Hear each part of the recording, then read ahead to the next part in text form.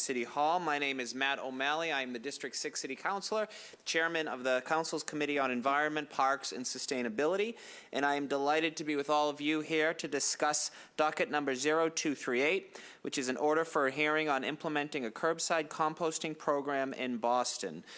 This is an initiative with whom my co-sponsor, Councilor Ayanna Pressley, sadly is unable to make it today, and I will read a brief letter from her.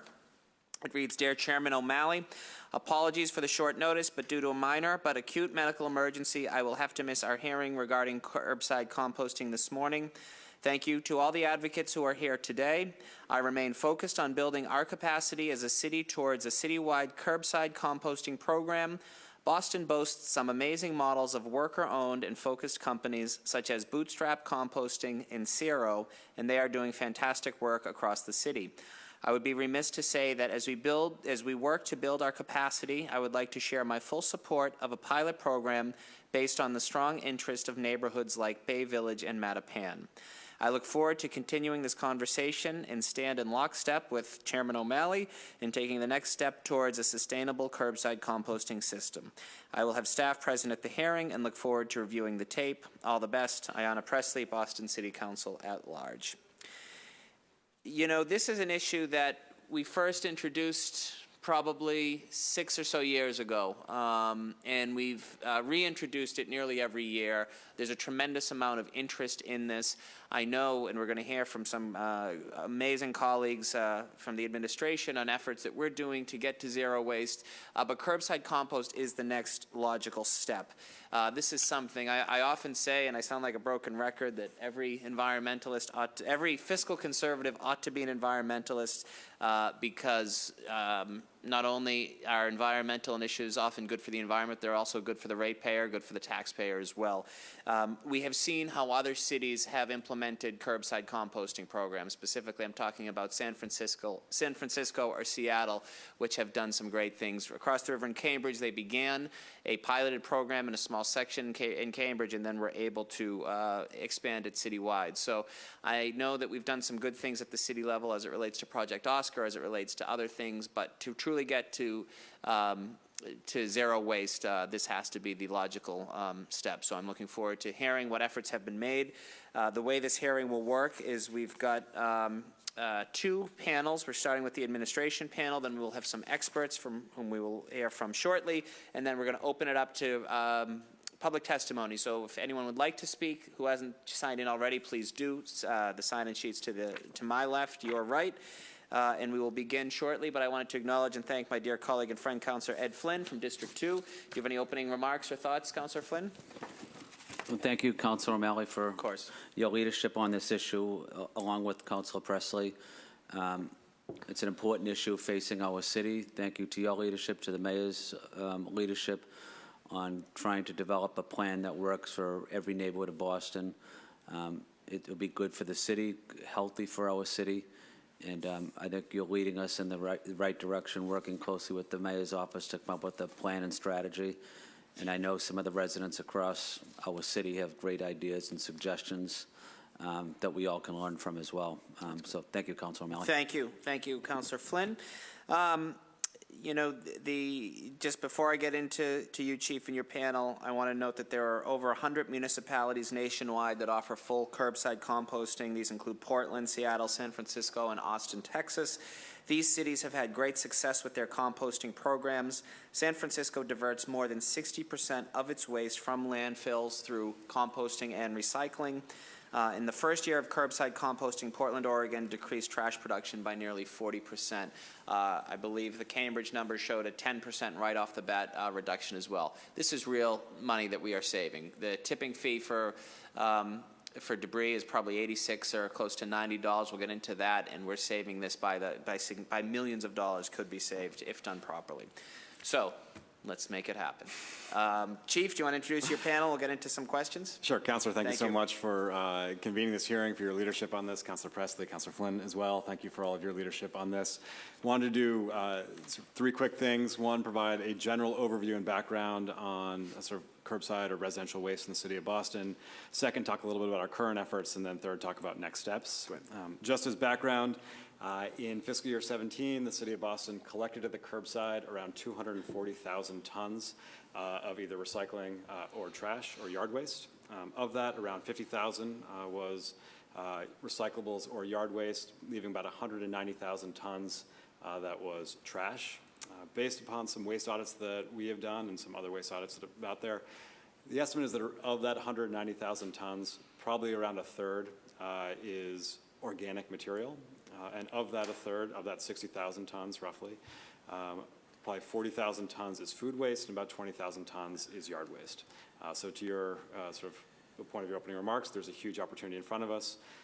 In many ways, the logical next step for us to take is to figure out how do we actually reduce the amount of organics that are going into the waste stream that are currently getting sent to a waste energy plant. So just so, sorry, just so I have that right. So 240,000 tons of trash, recycling, or yard waste were picked up last year. 150,000 tons of that 240 were either the single stream recycling or the yard waste, Correct. which thank you for expanding, by the way. It's expanded this year. We're very pleased for that. So 190K of that was just trash.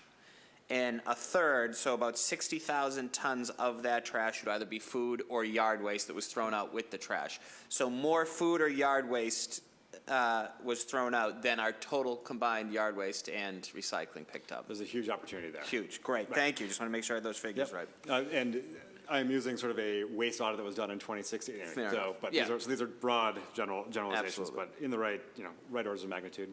To your point, obviously, yard waste is an area that is of great importance to us, and in the mayor's budget, and thanks to your support, we expanded from 16 yard waste collection weeks to 18 yard waste collection weeks this year, meaning basically every other week from the end of April to the beginning of December, we are doing yard waste collection in the city, and every week in November. All of that then gets picked up and taken to the Audubon Nature Center, our city composting facility at the Audubon Nature Center, and in collaboration with our partners at City Soil. Last year, around 8,200 tons of yard waste collection got converted to about 1,200 tons of compost that went back to the city's community gardens. So there's a huge effort there. One of the things which Brian Coughlin, our Assistant Superintendent of Waste Reduction, Susan Casino, the city's Director of Recycling Policy, and the entire Zero Waste team are interested in is expanding that again from 18 weeks, looking at least 20 weeks of yard waste collection down the line. That's a priority for us. Obviously, it is not just about the yard waste, it is also about the food waste, and as you said in your opening remarks, one of the programs that we've been running for the last couple of years is Project Oscar, which is, for those who don't know, a sort of a community collection site, places that people can actually take their food waste. We have Project Oscar bins at 6 different locations across the city, Brighton, Jamaica Plain, Grove Hall, City Hall, North End, and East Boston. At those sites and through a contract, currently with Save That Stuff, we collect around 34 tons of food waste from households each year. We also collect food waste that comes from Haymarket, and from Haymarket, we collect around 1,100 tons of food waste, which then gets taken to Rocky Hill and Saugus for composting over the course of every calendar year. In addition to Project Oscar and the work that we're doing at Haymarket, the city also has a number of tools and tips and services online. We offer ways of being able to, for folks to be able to learn how to compost at home, purchase infrastructure, purchase composting bins and things like that to make at-home composting feasible. Do we sell those through the website, or we? Yes. Through the Boston Building Resources Center in Mission Hill. Great, thank you. To your point, though, this is just the start. And so we have been looking at, through the mayor's zero waste effort, looking at how do we actually reduce the amount of waste that we are generating in the city and that we are throwing away in the city. Organics is a huge opportunity there, so we have charged our consultant partner on the zero waste effort to basically look at 4 different ways of addressing organics in our city. One would be expanding the number of garbage disposals in homes. The second is to expand services like Project Oscar, so communal composting site. The third option would be to better support small businesses that are already doing some form of curbside composting. And the fourth option would be running some form of city supported or city led curbside composting program. That fourth option, the city-led program, could either look something like what we do with yard waste or recyclables, where it's every household every week or every other week, or it could be something more akin to bulk item pickup, where it is you call for a pickup and we come and pick up that service. They're going through the work right now of essentially putting together the cost benefit of each of those options. They are not mutually exclusive, just given sort of the diversity of residential building types. There might be something that works better in a large multi-dwelling unit, something that works better in a triple-decker or row house neighborhood. There might be something that works better in a single-family home neighborhood. So we're looking at all of those options, and as part of that, also looking not just at what's the cost of running and the benefit of sort of reduction of food waste currently in trash cans, but also looking at the value of the end product itself as something that we'd be weighing into making a decision about how we would expand from there. The zero waste effort is ongoing. We are roughly halfway through the zero waste planning. Our next meeting is July 16th. For anybody who is interested and wants to comment on this and doesn't get a chance to in this hearing, they can also go online or come to one of our zero waste meetings and learn more about what we're doing, so we can figure out how to do exactly what you said. How do we actually reduce the amount of organics that are being thrown away and instead have them give our residents a better opportunity to be able to compost them throughout the city.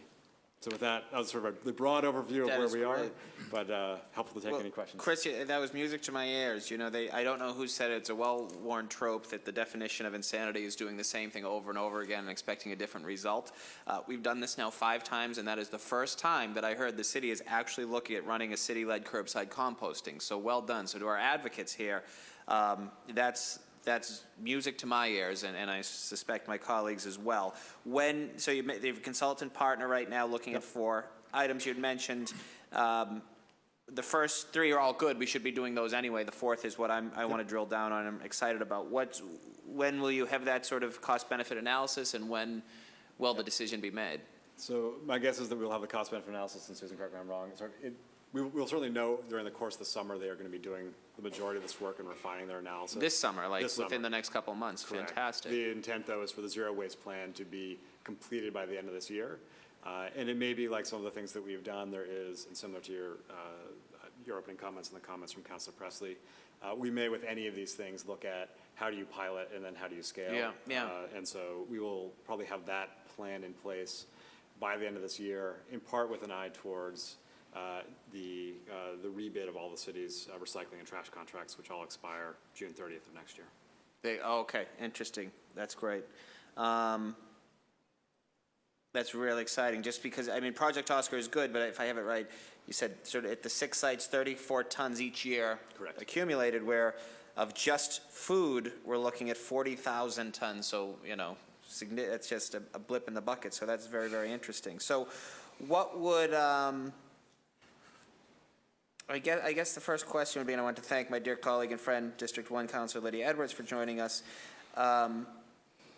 Would you need to expand your staff if we were to, I assume this would all be part of the cost-benefit analysis? Correct. So it would not just be that, but it would be looking at essentially, particularly if we went curbside, a significant sort of one-time cost of buying buckets for kitchens, buckets for curbs, liners, and we're probably looking, anyway, it would be a multi-million-dollar effort. Yeah. Every house in the city of Boston, from an initial estimate, would probably be around $14 million. Is that right, Brian? Yeah. 1-4 or 4-0? 14 or 14, 14. 1-4. And what's the current tipping fee? At trash? Yep. What are we at today? That's about, average about $70. 70? Yeah. Okay, so just 40,000 tons of food times $70 is $2.8 million, so that's pretty, it's pretty interesting as well. Okay. And then tell a little bit about, can you talk, maybe Susan, this would be a good thing for you, or Brian, if you want to jump in. How do we deal with the composted materials right now, the organics from Project Oscar? You mentioned they go to, is it Decor in in Charlestown. Saugus? No. Oh, Charlestown, okay. Yeah. So we're currently working with Save That Stuff. They do the collection from the 6 sites and bring it to the core facility in Charlestown.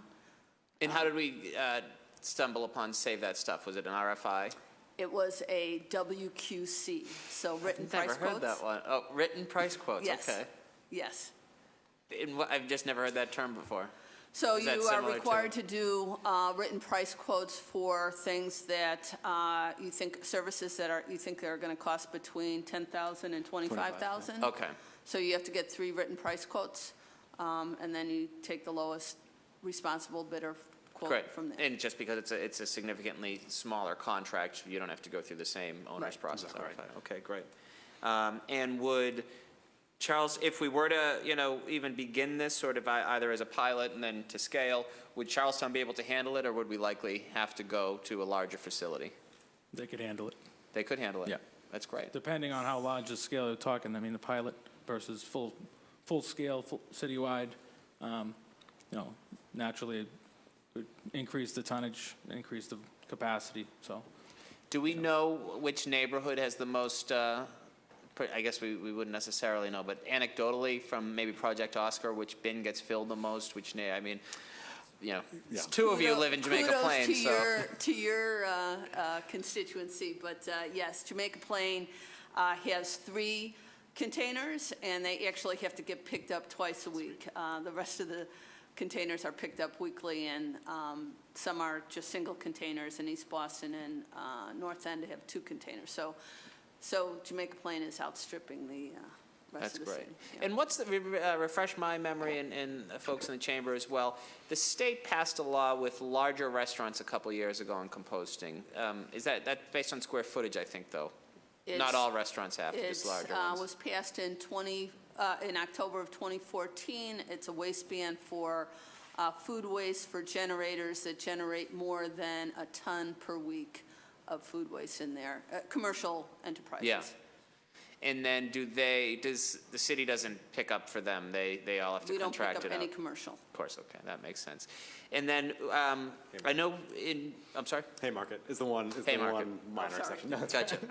And then, in terms of sort of the disposals, do you know a percentage of houses that have disposals versus those that don't? That's a great question.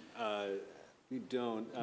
You guys ran a pilot program a couple of years ago on garbage disposals and did see that it significantly reduced the amount that was going into the waste stream, but it was a small pilot a couple of years ago. Yeah, that was in a multifamily building on Blue Hill Ave in Dorchester. There were 48 units, and we did a 6-month pilot. And they had no disposers beforehand, and we worked with InSinkErator. They paid for the disposers, they installed them, and over a 6-month period, we reduced their amount of trash by 30%. Really? That's fantastic. Okay. Very, very interesting. I think that's all I have for this round. Councilor Edwards, do you have any questions for our panel? Yeah, so I wanted to thank you for coming out here today, and I apologize if you had already answered some of these questions. But, I see this as an opportunity not just for doing right by the environment, but also building a true infrastructure for the city, and really being able to invest in, I think, a green infrastructure is really where our future is. And that's, not only just how we build houses, but literally how we get rid of waste. And I guess I'm suggesting to you, as part of your thought process in building this infrastructure beyond the pilot, is really looking at the supply chain and how you move from the households to whether it's Casella in Charlestown or wherever you're going. And a part of that is really understanding social justice, not just how we compost, but how the workers are paid along the entire supply chain. I think that the city should be responsible for, as you're working with subcontractors, as you're talking to them, that wherever the waste lands, that there's an opportunity for those workers to unionize, to get paid, to own their own future, to own the business if necessary. I would love for the city to also look at possibly favoring those organizations that are locally owned in part of being this supply chain. I think my biggest concern is that while we might be doing right by our environmental future, that we could be with city dollars supporting maybe potentially not supporting workers as we could be, or a living wage. Yeah. I'm proud to have been a supporter and someone who works with a great deal with cooperatives. I see there's some incredible people from Cerro Co-op here today. And I stand with them and their ability to combine workers' rights with also environmental justice. And I think that this is an opportunity for the city to amplify that. So I'll say that. Now, I also represent the North End, and happily and proudly. Someone from Hyde Park recently said that they had the best Italian food. I love Hyde Park, but there's no way. But since we're on the topic of organic waste, I know that restaurants, I think commercial entities probably produce more than the residential. Am I correct? Yes. Yes. So how are we bringing them to the table? I understand that the city cannot or does not pick up their stuff and they have private entities, but how do we bring the commercial entities who are throwing out food on a daily basis to the table? What would we have to, I think it's infrastructure, you can't ignore them. So what would be the city's suggestions? I have some, but I would love to hear from you. So Susan will certainly have more details than I will, but in our zero waste effort, there are essentially two groups. One is thinking about residential, and the other is thinking about the commercial side, commercial, industrial, and institutional. And so as part of that component of the zero waste effort, they're certainly looking at how we encourage or support institutions and restaurants to be able to actually address food waste. I don't know if there's specifics you want to get into, Susan, on that, other than. I think the biggest one for the restaurants is the food donation, and I guess there have been some barriers to those outlets being able to give away their food. So that's part of what we're looking at this plan, to work with the Boston Public Health Commission to address those barriers, so it's easier for those To donate. I believe it's restaurants. prepared food. I met with the woman who runs, or is the executive director of Loving Spoonfuls, and to the fact that it's when it's prepared and sitting under a hot lamp, that food itself is the hardest one to get access to donate. So the city's already working on those regulations to see how that could be updated? or- It's part of the plan, Okay. yes. I mean, we have identified that as a barrier. It's, I don't know if we clearly have a solution yet, but that's definitely one of the areas that the restaurants have asked about. Well, I think also the city has one of the most powerful, positions of bargaining when it comes to incentivizing businesses to do things, whether that's through taxes or whether that's through licensing. So really, as restaurants are coming on board, or as they've been there and they're renewing their licenses, letting them, first, that's a touch that the city will automatically have with them, but also letting them know that as you're coming forward, these are certain, if you were to use a local composting company to help with picking up your trash, the city would look at that as part of your licensing application, or as part of reducing maybe some of your taxes or something like that. I just feel that there's a certain point. I understand that when it comes to commercial, you're in an interesting position versus residential, but that we should leverage as much as possible to get them to the table without, mandating, but really incentivizing in a huge way. It's just one of the biggest issues I've had in our district is about, rats. And I've heard that, picking up compost and being able to move that organic waste regularly would actually help reduce one of the other bigger problems that the city ends up paying for, which is pest control. So I'm really excited about this conversation. I think we're headed in the right way. I think beyond the pilot, I think we need to be talking infrastructure in a huge way. To that point, I think that there is, I would fully expect that what will be in the city's sort of financial interest and operational interest actually also helps create local jobs. Right now, I think the DEP is permitted around 43 different places across the state to process organics. Very few of them are within 20 miles of the city of Boston. The more that they can be close to the city, the easier it is for us, and the more affordable it is for us to actually be able to collect and process organics, whether it's picked up at a curbside or picked up from a restaurant. So I think there will be, as we pursue this path, I think inevitably you're going to see more of a local industry develop around this. That's wonderful. And then I just had a clarifying question. The $14 million you mentioned, that's a one-time cost? Yeah. Yes. It's not going to be annual? That's just for the Just to get- carts to get the and carts the and the kitchen bins. bins. That doesn't include the bags and the rolls of bags that constituents will have to go and get. So that's just a ballpark number for the initial rollout of the plastic bins But it would be a one-time capital investment for that. for that. Yeah. And then I'm sure the city's going to look at private and public partnerships to help either defray the cost, work with some nonprofits. I mean, part of the analysis is how do we actually do this in a way that is affordable and really gets at the ends that we all want to be able to get to. And correct me if I'm wrong, by one time we mean sort of essentially once every 10 years. Yeah, there'll be a warranty on them. What we have to worry about really, just look at is if you're giving everybody a recycling cart, you have to make sure that everybody's going to use it correctly. Right now, we're really having a serious problem with the recycling. Like, people are starting to understand a little bit more about recycling and the problem with the industry right now. And a lot of that has to do with the contamination levels that are in the bins. And, a lot of it comes What with is the contamination level in so the bin? ours? Well, it could vary from area to area. Sure, of course, But ballpark. right now, it's a little under 15%. But that's, Is that an that's improvement on year? I know we've been average. doing the single stream now for about 10 years. Is that an improvement? Or is it? It's always been about the same. We've been kind of flat. So we're doing about 3,000 tons a month citywide. The numbers, they're just getting tighter on how cleaner it is over at the facility. So all the stuff that's going on in China that everybody's been like kind of reading about, and so it's popped up as a big issue. So people really, but the people at Casella are really trying to help send clean material over there to get recycled and used properly, and we need to give them a cleaner product. So if we're having such a problem with the recycling citywide, giving people the 96-gallon cart or 64-gallon cart, it's something that we're really concerned about, is giving everybody a 32-gallon green bin for composting, and what's the contamination going to be then? It's things we need to really iron out before, putting the cart before the horse. We have to really know that we're going to do the right thing and get everybody on the same page, and schooling, education, outreach, all that.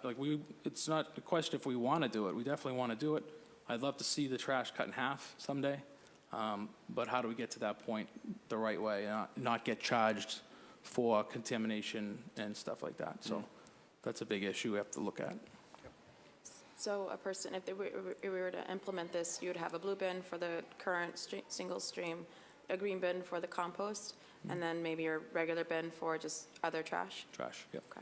So that's three bins, and that's adding a truck. So, adding another truck to the street, that's another issue. Environmentally, you want to look at how many vehicles are on the street. You're trying to cut back.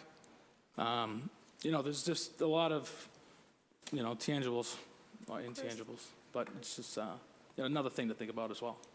Emissions and everything. So. Thank you. Thank you. Thank you. Just following up on that. So, because I think you hit a very important point that I neglected to underscore in my first line of questioning, is that public education is absolutely key to this. It's disappointing to hear that sort of our contamination rate has stayed so stable, when you would think there's a better awareness of what's going on. But maybe it's on us. Maybe as counselors we need to do a better job, talking to our constituents. Maybe it's your team, and now working with, Chief Cook and his team in terms of just a better public awareness. But it also makes me think that there is an opportunity to sort of do it all at once and use the resources that we have. Our property taxes, quarterly send something. This is how we do. Use, public, we get certain amount of free ad space on MBTA, buses and inside the trains. But I think there is an opportunity here to address sort of the contamination in our recycling, as well as ramping out curbside and what that means. I learned, not too long ago that you can put napkins in curbs and composting. I had no idea that you could do that before. I'm grateful that because of the efforts of this body and signed into law by Mayor Walsh, that plastic bags will be less prevalent in our recycle bins next year, because I know that has been a significant cost as well. Yes. So maybe the idea, I'm looking forward to seeing what the consultants sort of come back with, but I kind of like the idea of, even before we get to the pilot program, maybe we do a period where you can call, any resident of Boston, or we'd figure it out, could call to just sort of have their compost picked up. Maybe we start that and then sort of ramp it out to, maybe it's a contest to see which neighborhood has the most sort of early adopters on their own, and that leads the way to get to the pilot, because I know there will be a fight among my 8 district colleagues and myself which neighborhood gets to start, and then sort of go from there. So I think the appetite is certainly there, and we're going to hear from some folks later, and the opportunity is there as well to maybe help educate more people, and I put myself and my colleagues in that as well.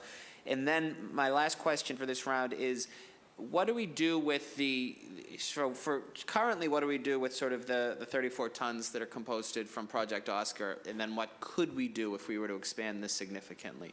Do we use this in our parks and our playgrounds for mulch, for, fertilizer, for anything?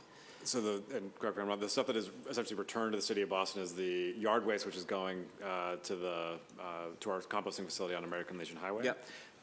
The material that goes to core, I'm not sure, comes right back to the city, and the Haymarket food waste that goes to Rocky Hill, that becomes essentially a compostable sort of additive for organic purposes.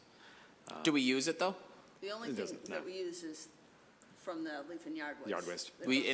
So that's Bruce Fulford's operation on American Legion Highway, and then so we'd use that in parks and playgrounds. Yep, that largely in community gardens. Community gardens. Goes back to the city's community gardens. And have we ever had an individual, swing by Bruce's place and say, "I'd love some for my garden," and So can they have that? He's now allowed. He now sort of will sell it on a retail basis. There are certain limits, and I don't. You may not remember. Okay, there are certain limits about sort of the size, how much you can purchase, and I'm forgetting which direction it is, but I can get that for you. Yeah, I think if we were to ramp it up and grow it, that could be a great resource that we have that could maybe help offset some of the cost. I mean, sell it at cost, but enough to incentivize, an amateur gardener such as myself to, support this program, support the city, and be able to pick it up in a close space. So I think Yeah, we'd have to check with the state on that, with the Audubon. 'Cause Yeah. It's their land that we use for the program itself. Yeah. So again, infrastructure and land and everything is very important because there's not many places that we can do this. We're fortunate to have that space Yeah. that we can use and, do what we do there. But, Well, I would even argue then, I want this to happen, so I want to throw up as few roadblocks as possible, but perhaps look at some of the DPW yards as opportunities where, we could ship a finite amount of compost that people then could pick up and use and maybe pay a nominal amount for.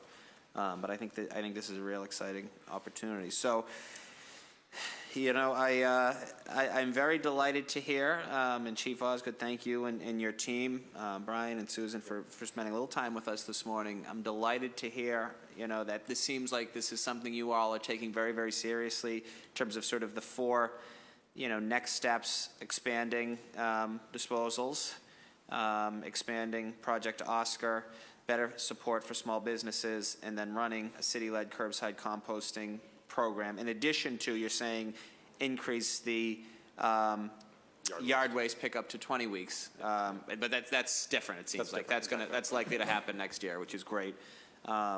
This could be terrific. This, God willing, could be the last time we do a curbside composting hearing, and I think you guys would love that as much as I would. So I'm going to thank you for your time. I have no further questions. Councilor Edwards has no further questions. If you are free, I invite you to just stay. We're actually moving pretty quickly, so just to hear from the next panel, and maybe if when some folks testify, that would be great. So thank you all. Really appreciate your time. That's really exciting news. Thank you. I'd now like to invite Kirsty Patch, Laura Holmes, Andy Brooks, and Dr. Laura Orlando to please join us at the dais.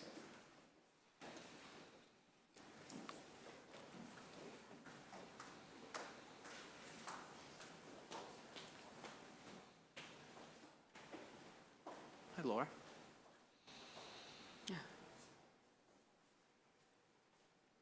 Great, thank you. Good morning. Laura, if you just want to introduce yourself, name and title, and then go down, and then we'll do, actually, if you have an opening, introduce yourself, opening statement, then we'll go down to your right. Good morning. Good morning. I'm Laura Holmes, General Manager at Cerro Co-op. And thank you, Councilor OMalley and Councilor Edwards, for being here, the Environment Committee for convening this hearing about a very important topic at a very important moment in time. I'm a worker owner and general manager at Cerro Cooperative, Boston's only WMBE commercial compost services company. We divert more than 50 tons of compostable waste every week from more than 60 business and institutional customers. That's 50 tons of material that's no longer being burned in waste-to-energy plants. That's the greenwashed branding now used for what are really toxic incinerators, where currently all of Boston's waste goes up in smoke.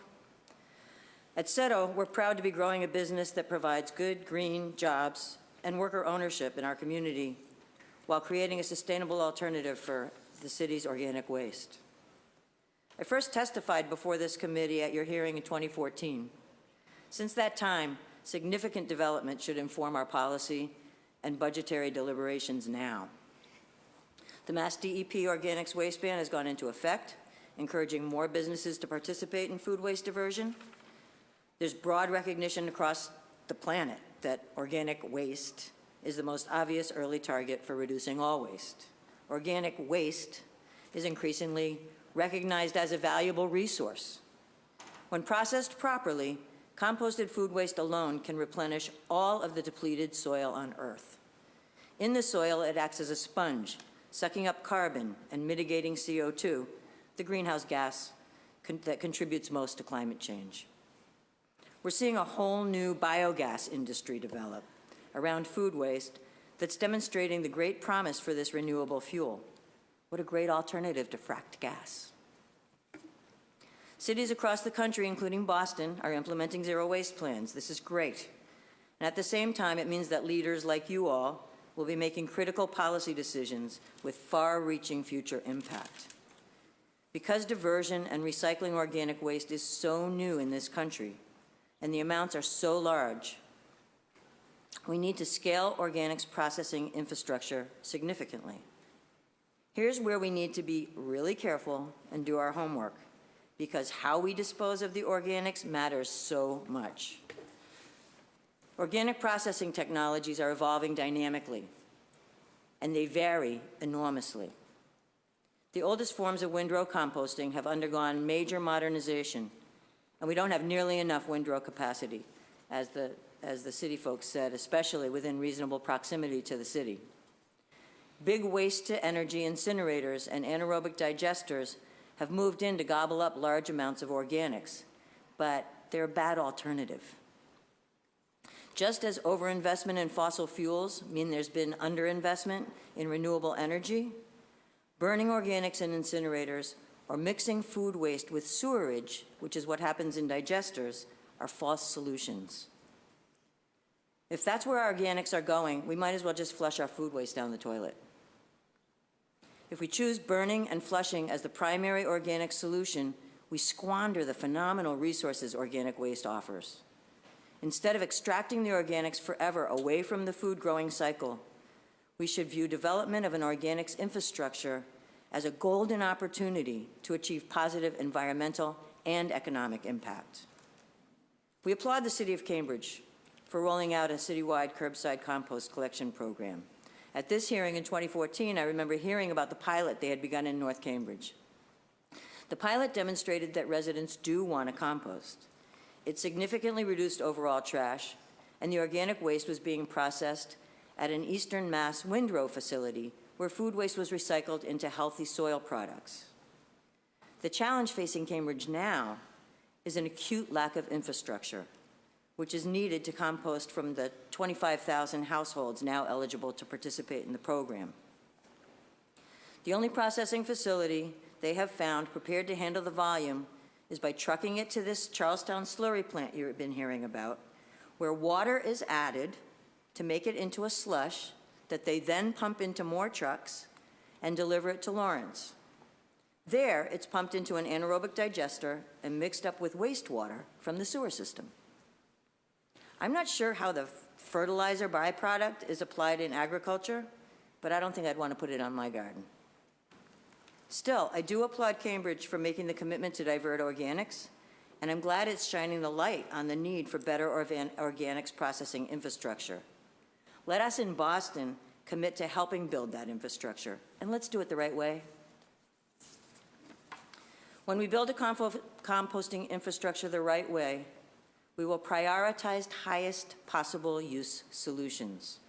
Highest use solutions maximize the value and environmental benefit available in collecting organic waste. All composting mitigates methane and produces energy.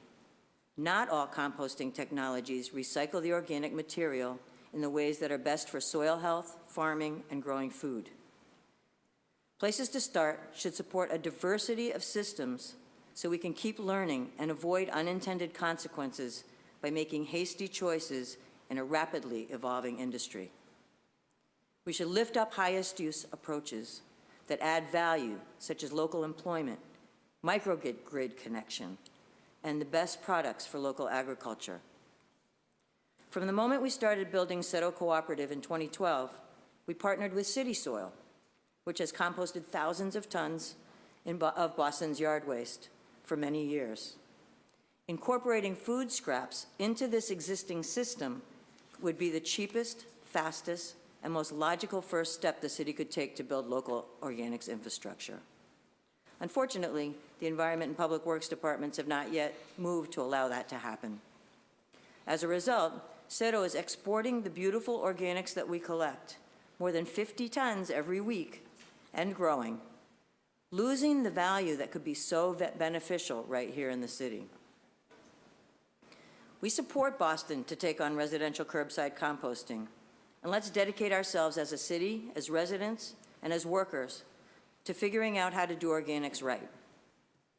I'm happy to answer any questions and give you any more info that might be helpful, and thank you for having this hearing. Thank you, Lauren. Thank you for being one of the originals when we first started this. I'm going to do other opening statements, then I'll get to some questions for the panel, so thank you. Andy, welcome. Welcome. Thank you so much. Good morning. Thank you, Councilor OMalley. Thank you, Councilor Edwards. I'm thrilled to be here. Thanks for everybody for coming out. I also feel woefully ill-prepared for this meeting. I got married last Saturday.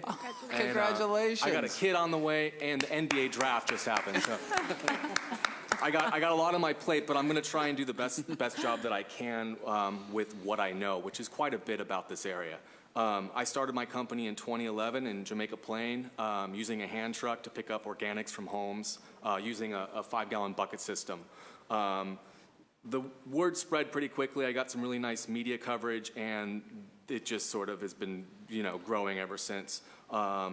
Today, we have 2,200 residential accounts throughout the city, and 200 commercial accounts throughout the city as well, which is primarily offices, which is an interesting segment of our customer base.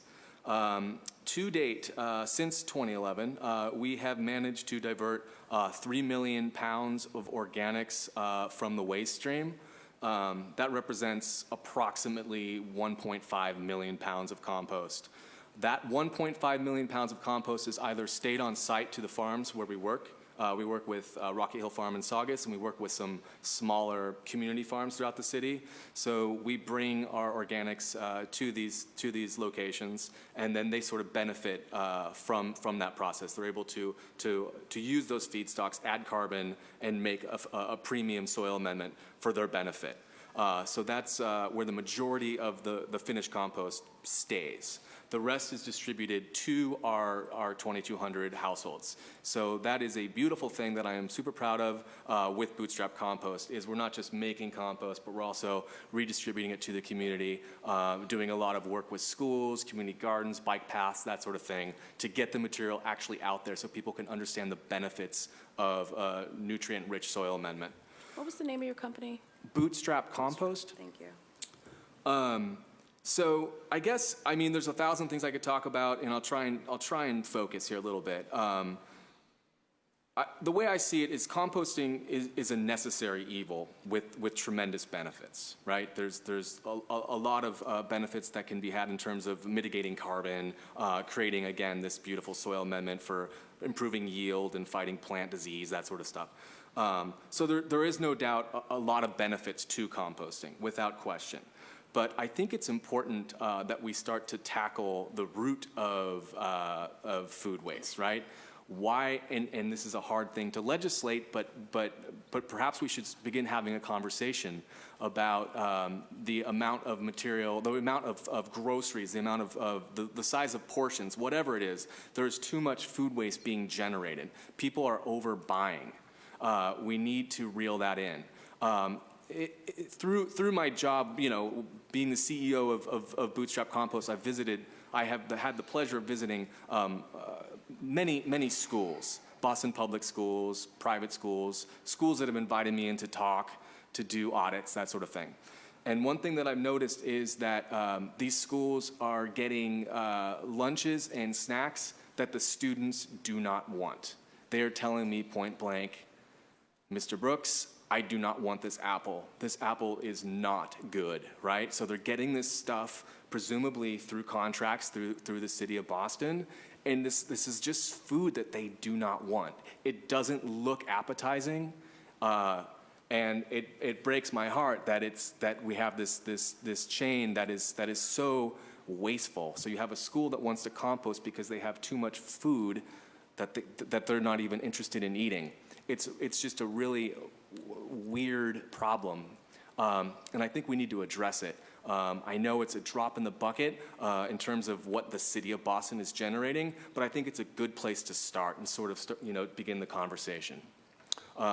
So again, I'll be here. I'm happy to talk. This is an exciting, morning, and thank you again so much for having me. Thank you. Thank you, Andy. Thank you. Good morning. My name's Laura Orlando. Thank you, Councilors Edwards and O'Malley, for having this hearing and letting me speak. I'm a civil engineer. I'm the executive director of a small nonprofit called Riles, and I'm an adjunct professor at the Boston University School of Public Health. I've spent the past 30 years looking at what goes in the sewer and what comes out of it, the end products, which are treated wastewater and sewage sludge. I'd like to speak to a contamination issue, which is the sewage sludge. And I've written testimony. It's got some technical information in it. I'm not going to read it, but I'll leave it for you.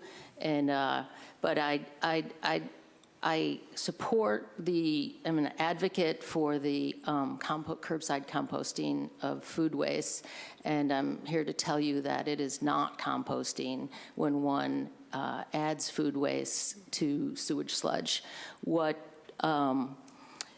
Putting food in the sewer is not an environmentally responsible act.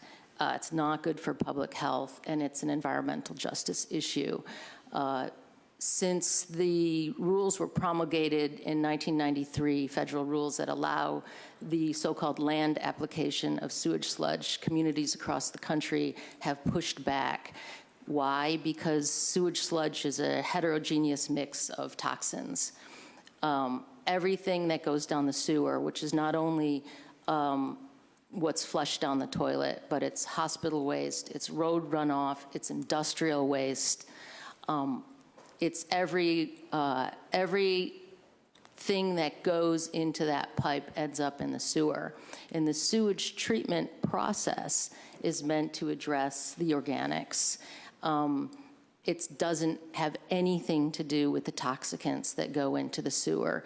The brominated flame retardants, PFAS, it's a laundry list of thousands of chemicals that go into the sewer. Depending on whether they're hydrophobic or hydrophilic, whether they like water, don't like water, they end up in the wastewater, the treated wastewater, which goes out, in Boston's case, into the Atlantic Ocean, or they end up in the sewage sludge. Nothing about the anaerobic digester at Deer Island detoxifies or otherwise treats or mitigates that laundry list of chemicals. And there are thousands of peer-reviewed papers that'll demonstrate or that show, it's a toxicologist's dream, that'll show what chemical or what chemicals, if you look for it, you'll find it. Estradiol from birth control pills, triclosan partitions to sludge, flame retardants partition to sludge. And so,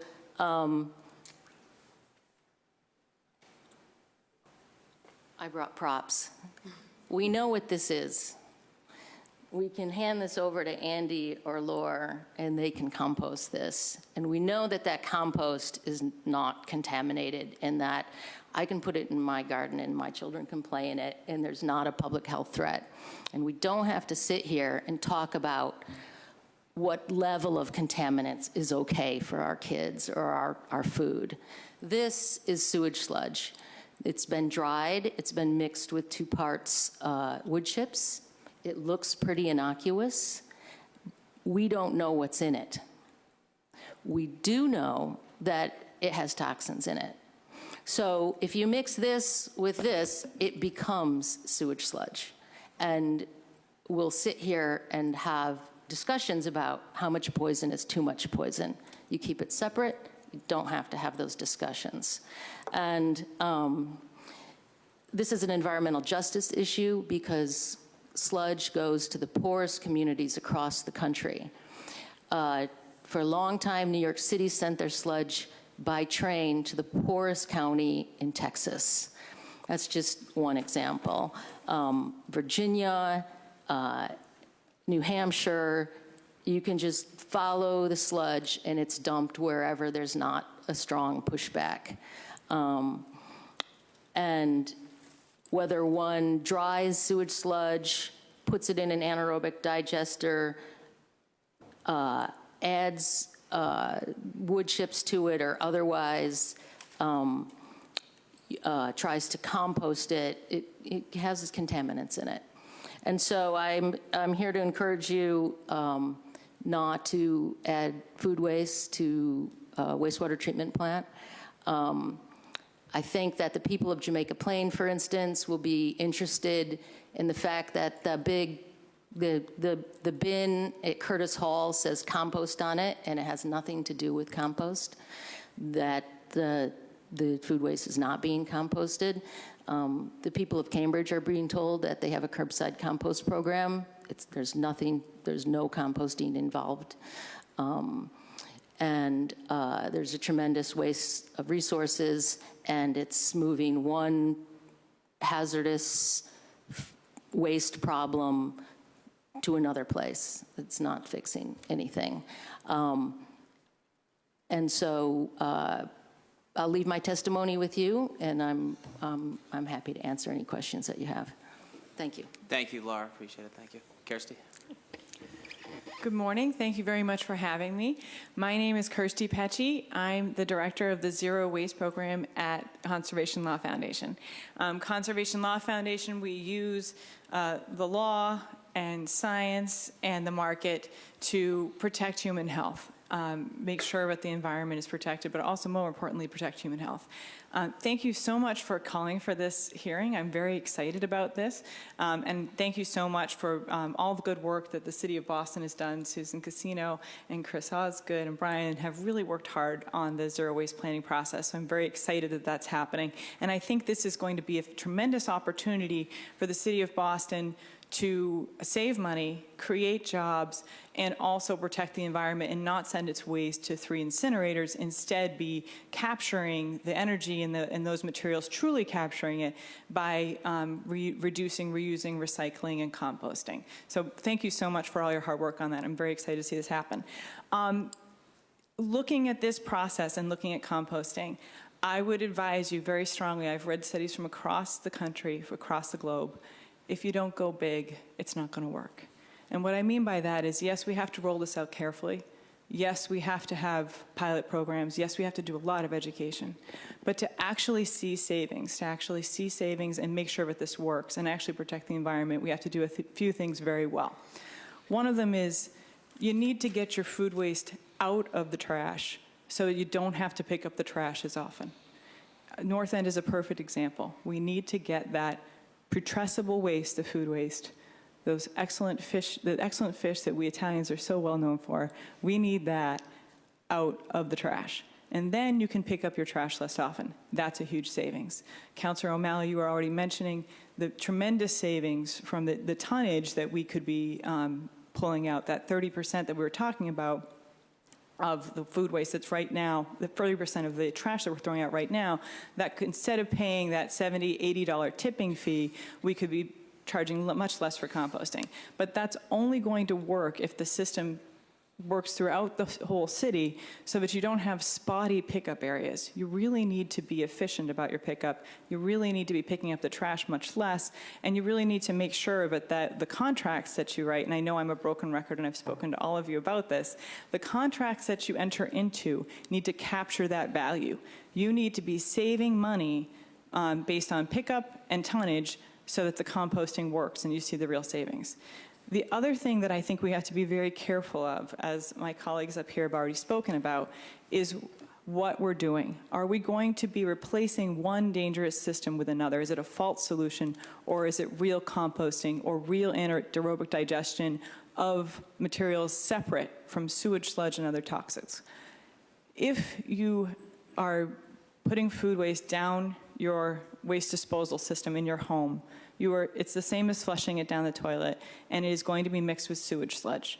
And then you will never get clean compost that can be added safely to a farm or to a children's field, a ball field, if you do that.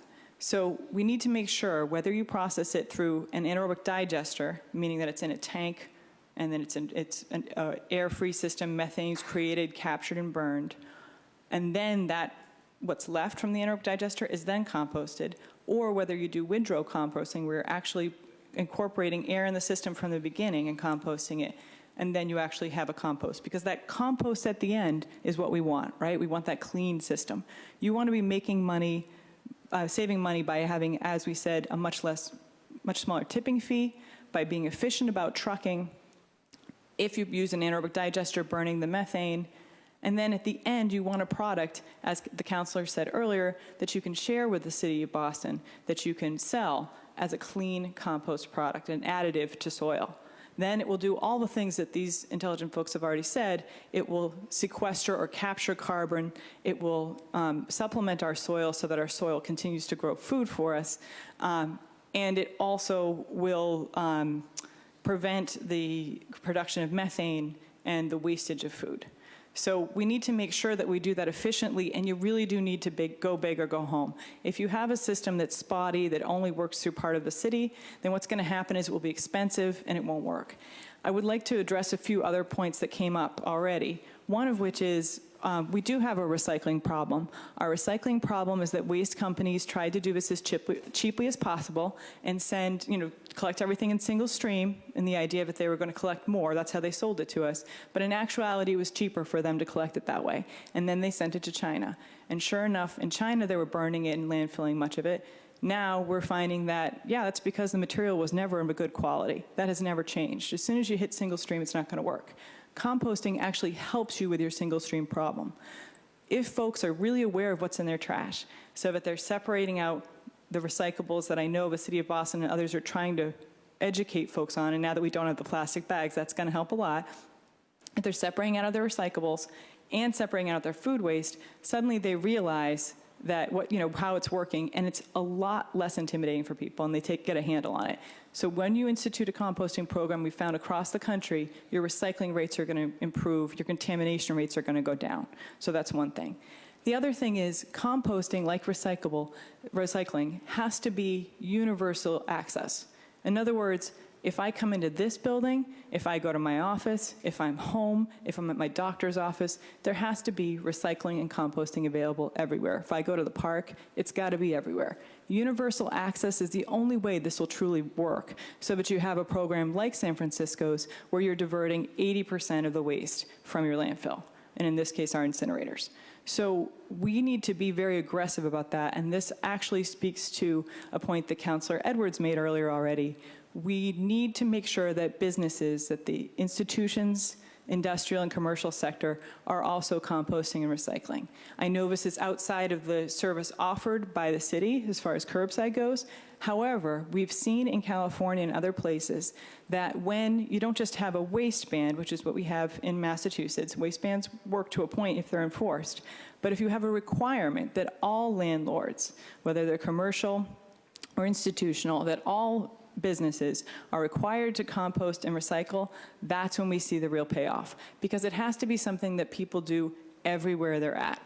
So I would encourage the city, and I think that the excellent team that the mayor's office has assembled, the consultants that they've assembled, Amy Perlmutter and Associates, are looking at this in a big and global way and are going to be coming forward with a lot of these good ideas. I would encourage you to understand that unless we go big, it's not going to work. It has to be universal access for everybody, and we have to make sure that wherever you go, there's a composting bin there. And that's when people are going, that education piece that we talked about earlier will also start to work. And then we have to go back, we have to have enough people working on the system. You can't enforce or educate unless you have bodies to do it. And we have to make sure that the city has the staff they need to do this well. So those are the big high points that I would say going through. I think that this is a really solvable problem, but we have to be critical of our solutions just as we're critical of the problem and make sure that we come through and do this right. So thank you very much. Thank you, Kirsty, and thank you all. Really appreciate it. It's interesting. I took to heart everything that was said. Agree with much of it, if not all of it, and it seems to me that the difference between this and our first hearing 6 years ago, which predate, although many of you, at least you two were here, many of my colleagues in the administration were not, and we were getting some pushback from the prior administration on implementing this. Now we're heard from experts and practitioners saying we want this, we want this, we want this. Now it seems to me that we're hearing a real willingness from the administration to work with us to achieve this, and I'm hearing, and a lot of it I share, from experts and adopters saying we want to make sure we do this right. You know, the infrastructure is absolutely key. The practice is key. And it's one of the things that I've found difficult, quite frankly, in pushing this and pushing community choice energy, so many other things, that we're nowhere near where we need to be as it relates to much of the green infrastructure. Having said that, I don't think that means we should delay practice or implementation, but it's something that should be coming hand in hand. So I guess I just begin with this. Laura, so you had mentioned that Project Oscar right now is not, you would not consider that composting, what's happening? No. Because it goes to an, Well, there's mixed with sludge two and ways to decompose organic waste, with oxygen and without oxygen. Composting is an aerobic process. When organics go into an anaerobic digester, that is an anaerobic process. And it produces, unlike the aerobic process, it produces methane, which can be captured and used as a fuel, Sure. or when it's not captured, for instance, in the landfill, it's a greenhouse gas, causes problems.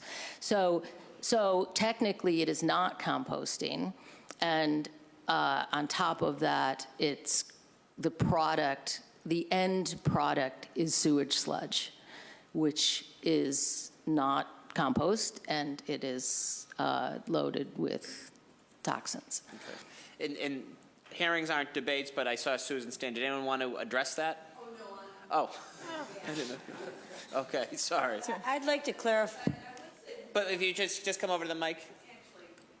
No, I think this is important. It's okay. And again, we're all in the same, we all want the same thing here. This isn't at all a contentious meeting, but just if you just wanted to address that.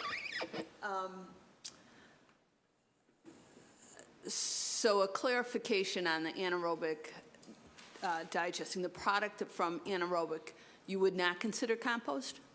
No, I would not. Sewage Okay. sludge is not compost. No, not mixed with the sewage sludge. A slurry from an anaerobic digester, I wouldn't consider compost, but a slurry from an anaerobic digester that has source separated the material, so let's say it's just food waste, is a useful fertilizer. So clarification on that, the core facility in Charlestown is a slurry facility. Where they take it, the fact that they're taking it to a wastewater treatment facility makes it mixed with sewage. That's right.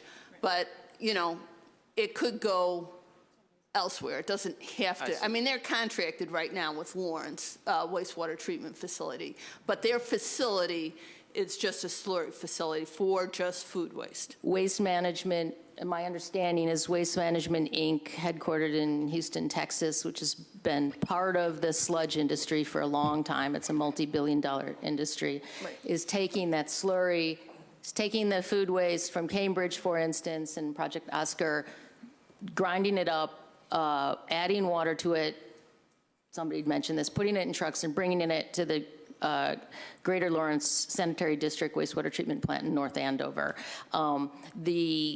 That is the process that Waste Management is pursuing. They don't have dedicated anaerobic digesters. I'm not saying that can't happen. It's a choice. I think that could be absolutely a fine choice for the city of Boston, but the key here is source separation, keeping the food scraps and food waste separate from sludge and other toxicants. Okay.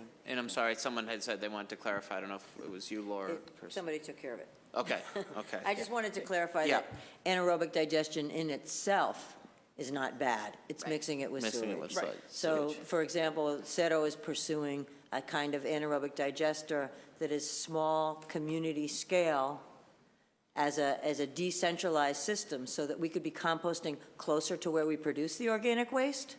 So these are very small systems that are source separated, that are only treating organic food waste and grass and leaves if you want to. Can you compare, I'm sorry, can you combine grass and yard waste with food waste? Yes, Oh, absolutely. yes. Okay. You just don't want toxic stuff in there. So right now, it's you, and we'll maybe agree to disagree on sort of different interpretations of things, because again, I know we're all on the same page on this stuff and all want the same things. But right now, I think the panel would agree that the yard waste pickup, which is contracted out to, I forget the name of his company, but Bruce Fulford's organization, is considered, City Soil, thank you, is considered, sort of pure composting.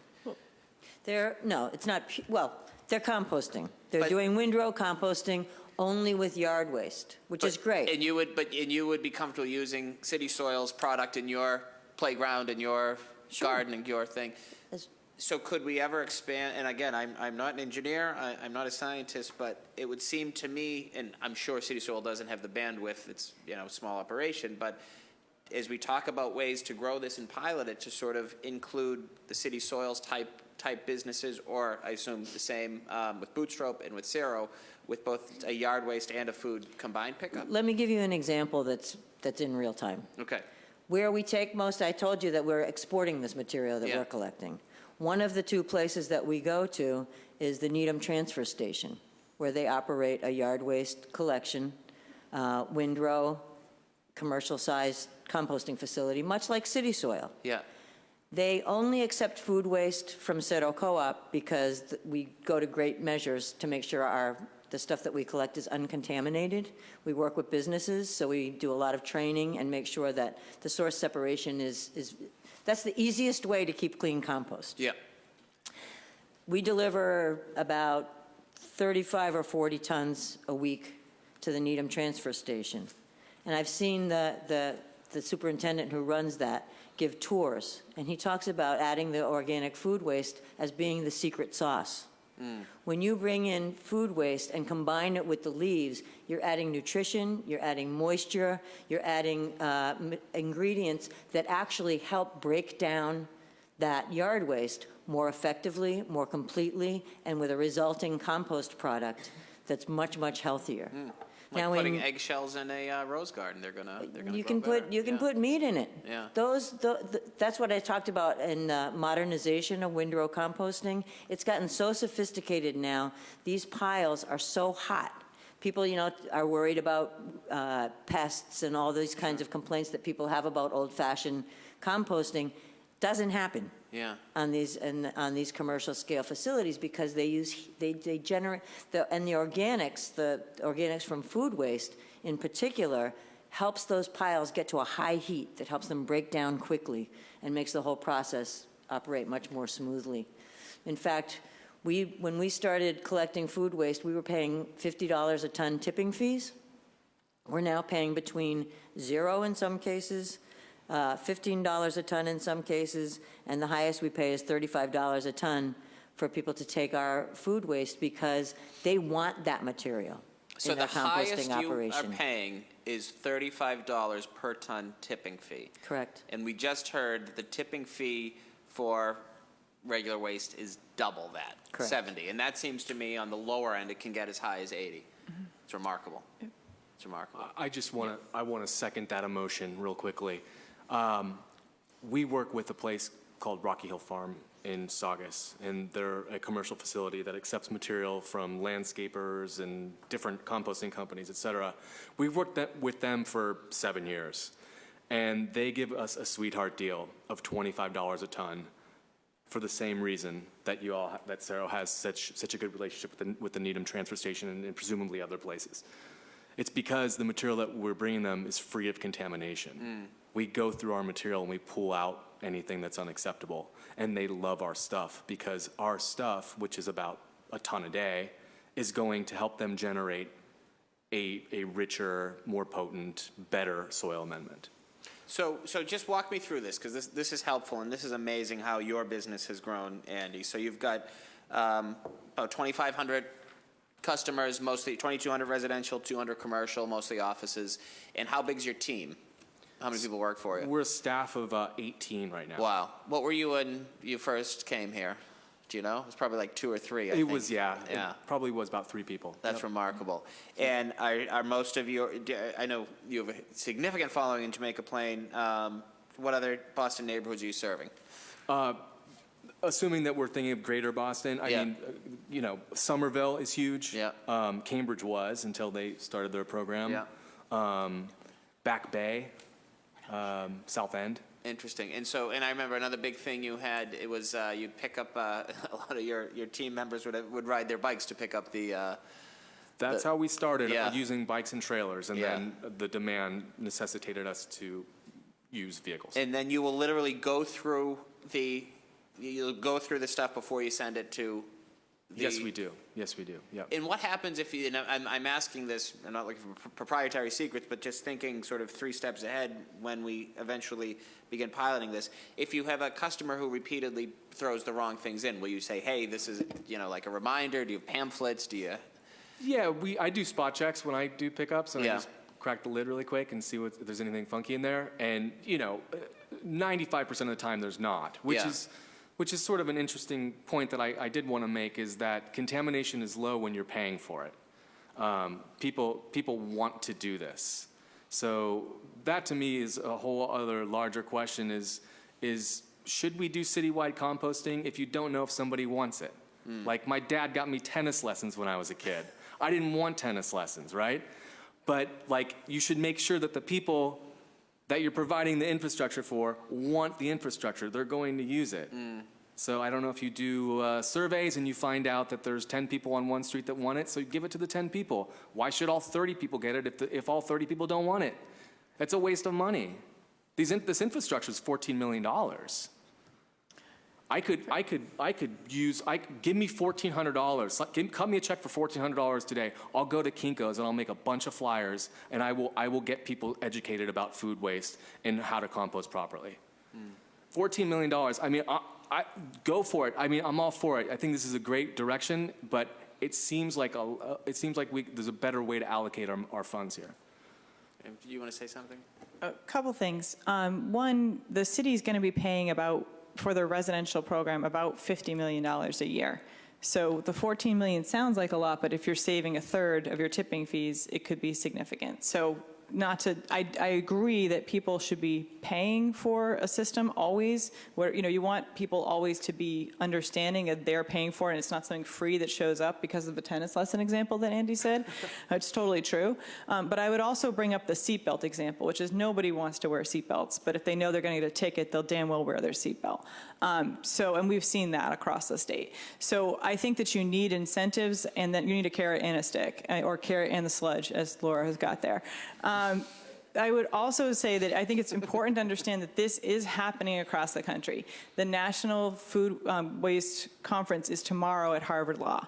And as was also referenced, we need to reduce, I think Andy made a really good point, that we need to reduce our food waste. And if the programs are set up so that you are rewarded if you have less trash, less compost, and less recycling, that saves every city, every business, every person money. So the first thing you want to do is make sure you put in a really good, I know it's a dirty word, pay-as-you-throw program, because that reduces all of this. It is better to pay zero than to even pay half the tipping fee we're paying now. So that's the first thing to keep in mind, and that's why it's so important that the city is doing this full zero waste project planning, because you can't do one little program and have it all be in a vacuum. The education and the incentives and understanding contamination has to work throughout the whole system.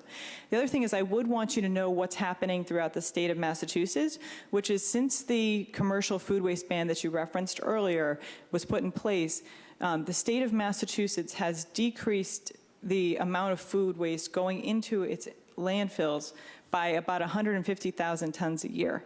So That's a program that has not been enforced that much. There's been a few people going out to the large food waste producers, the colleges, the big businesses, the restaurants, large schools. And for instance, BC has saved hundreds of thousands of dollars by reducing their food waste because of exactly what Andy was talking about, you know, people taking too much on a tray and it all getting thrown out. So first off, we need to reduce always, that's first. And then you need to feed people, as Councilor Edwards was saying. That's really important. And then we need to feed animals. And then we need to compost, and then we need to process it in an anaerobic digester, and then compost the material afterwards, so long as you're not mixing it with sewage sludge. So I would say put a pay-as-you-throw program in place, an incentive program in place so that people produce as little trash as possible across the board, whether it's food waste or recycling or trash. And then I would say make sure you put that education in place, make sure you put staff in place, but also universal access to recycling and composting, and a universal requirement that all businesses, institutions, and commercial enterprises, and also this building, recycle and compost. Could you just, for those of us who may not know, break down what is pay-as-you-throw? So pay-as-you-throw can be done a number of different ways, but what pay-as-you-throw is incentivizing trash reduction. So one way of doing it is giving people small trash bins, giving them a large recycling bin, a large composting bin, and then the trash bin being half that size. That's one way of doing it. One way of doing it is saying, if you want to throw trash out, you have to buy this bag. It can only go in this purple bag or this bright yellow bag. That works in a lot of communities. The city of Worcester, for instance, has saved about $20 million over the last 10 years that way. Another way of doing this is, for instance, to pass out bags, these same purple bags say, and say, these are how many bags of trash you get to throw away this year for free. Anything more, you need to pay for it. So there's lots of different ways of doing it, but the point is to incentivize trash reduction. And when you incentivize trash reduction aggressively and keep addressing it in your community and keep pushing the envelope, you'll see that you will reduce the waste across the board by 20 to 50% within a year or two. It's amazing. It really works. And that's the best way for the city of Boston to save money. So composting is a tremendous cost saver and tremendous job creator, 5 to 20 times more jobs than incinerating or landfilling, and local jobs that aren't going to be outsourced to another country ever. They're local jobs that will stay here. So they're fantastic, and I think Andy and Laura are both great examples of building those businesses. But that's only going to work if you get all that food waste out of the system, and that's only going to work if you make sure that we're reducing, because the city of Boston should not be paying $40, $50 million a year for your residential waste system. That's not even touching the institutional, commercial, or industrial sector. That's just for residences. That's a tremendous waste. Okay. I appreciate that, all important points and interconnected. I just want to stay focused on sort of the curbside composting here. So I guess my last question before I get to my two colleagues would be, and anyone can jump in here, you're all experts, but looking at how, aside from the anaerobic digestion and sort of the Cambridge system now that we already got into, just operationally and practically, what did Cambridge do well when they ramped up their system? What, in all of your opinions, do you think they should have done differently? And I'm talking about specifically identifying an area, I believe it was North Cambridge or Cambridgeport, to do a trial, a pilot, and then expand it. So what are some of the things that worked? What are the things that didn't work? If anyone wants to briefly touch on that. Well, I don't want to diss them, you know, because I think it's great that they're trying to figure this out. And I've talked to Michael and some of the people over there. And first of all, it wasn't transparent. They didn't let people know what they were doing with it. And when I talked to Michael, he said, you know, if I could compost it, if there was a place that I could tell me a place I could take it, I could take it. And you know, they have not found a place that could take the amount of volume that they were going to collect. I guess sorry to cut you off, Laura, but I guess more specifically just operational, when they first chose a location, how did they alert residents that it was going to happen? Okay. How did they pick it up to, I think Andy's point, the tennis lesson point is not lost on me, right, but nor is the seatbelt point lost on me as well. So how do we, I don't want to not do something. My understanding is that they chose a neighborhood that they had indications were going to be early adopters. Gotcha. And they had it a voluntary program. So it might not have been every house in the neighborhood that participated initially, and it grew as interest grew in it. Okay. And I think that they must have, I don't know how they collected their data to know it was time to go citywide, but it seems to be very popular until people found out Yeah. that it was being mixed with sewage. Okay. And I know people who live in Cambridge who have stopped participating and gone back Because to of trying that. to compost in their backyards because they're so Interesting. disappointed about that. Interesting. Good. Thank you. We've been joined by Councilor at Large Anissa Asabi-George. Thank you, Councilor. Councilor Edwards? Thank you again. I found your testimony to be incredibly informative. I just want to make sure I'm understanding some of the roadblocks that you're pointing out. And also just, maybe it's because I don't work in this industry, but I wanted to talk about the mixture of yard waste and organic food waste. So when I think of yard waste, or I think of yards, I think of pesticides, I think of chemicals used to prune, I think of all the different things that you use right now on our yards to make sure that they look the best that they will, and many of them are toxic. Many of them are not, organic. People don't really care. They just go to Home Depot, grab what they're going to grab, and spray it, and do whatever. So is there a concern about the mixture of food waste with those things as well? I mean, I understand mixing with the raw sewage, and I thought that was great that you broke down all the different toxins that come with that, but I can speak to that. Yeah, I mean, sure, there's a concern, but it's similar to the concern that I have of the air that I breathe when I walk out onto City Hall Plaza.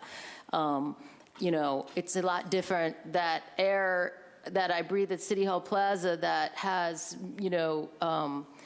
particulate matter that's not good for me because of the incinerators that are burning and so on, is a lot different than if I walk into an industrial facility where it's just loaded with toxins, and it's a matter of degree. So that's when we important. pick up yard waste, there may be pesticides, there may be things in it. There are in some cases, but one just cannot compare it to the tens of thousands of pounds, and I'd be happy to get you some of those figures that are going into the sewer and then concentrated in the sewage sludge. So it's a concern. I didn't see it as yeah, but I felt like some of the testimony had almost led me to believe that there's a purity about yard waste that really isn't there. But yes, is it more clean than what mixing with sewage? Absolutely is what I'm understanding. In that compost, we have to think about what is compost, and it's for hundreds, thousands of years. It's a critical component of our food growing system as a soil amendment and a provider of nutrients. And one thing that's really missing, it's certainly missing in the Cambridge program, you can go to their website and there's nothing about where this stuff goes, right? And so connecting people and connecting us, as eaters, to this great cycle and making a product as good as we can make it. It's not going to be perfect, right? But making it as good as we can make it. I compost in my backyard, and I try to buy as much organic food as I can, but I don't always buy organic food, and my kids might bring home a Twinkie, which I don't really want in the compost. But if it ends up in there, I say, okay, I'm doing the best that I can do, right? But I'm not going and throwing my pharmaceuticals into it. Right, I'm not, I'm doing the best that I can do. That would be a public education And the thing, city but can do also- that on its scale. Yeah, so I mean, you have Monsanto, you have all these other kinds of chemicals that automatically come into our food, and there's a whole debate about that. But that was just good to clarify. It's varying degrees that we're talking about, not necessarily a pure organic option versus just, poison. Sure. Okay. And then also when it comes to the biggest roadblock I'm hearing, or maybe again, correct me if I'm wrong, is that while we take it in as food, there seems to be no massive infrastructure or place to then redirect it back to us. I mean, we have companies doing it on a smaller scale, but we don't have a response to the waste mixing in Lawrence, a big plant. So I would actually push back on that because the state having seen this, this commercial food waste ban succeed like this, investment is happening now in anaerobic digesters that don't mix it with sewage sludge, as well as composting facilities. And according to Mass DEP, another 570,000 tons of capacity is in the works now in Massachusetts. Where? That's the problem. It's lots of different places. It's not one facility, and it's not necessarily always as close as we'd like it. But right now, the Cambridge and Oscar stuff is going to Lawrence. So I think we can do much better than that, much closer than that. I think that we definitely have to, part of getting the investment done and making it happen is the commitment to the programs too, right? Like, I'm not going to build a composting facility unless I know that the city of Boston or Cambridge is going to send it there. And I've actually, one of my colleagues has been doing research talking to all the composting companies in the Boston area, and they're not right downtown, obviously, but they're nearby. And many of them have told us that they do have enough capacity to help with Cambridge. And in fact, a couple of them together could take all of Cambridge's waste, food waste that they're producing now, according to these companies. This is compost as you define it, not the mixing. Yes, right? and well, again, anaerobic digestion, I do not have a problem with anaerobic digestion so long as there's not a toxic substance like sewage sludge added to it.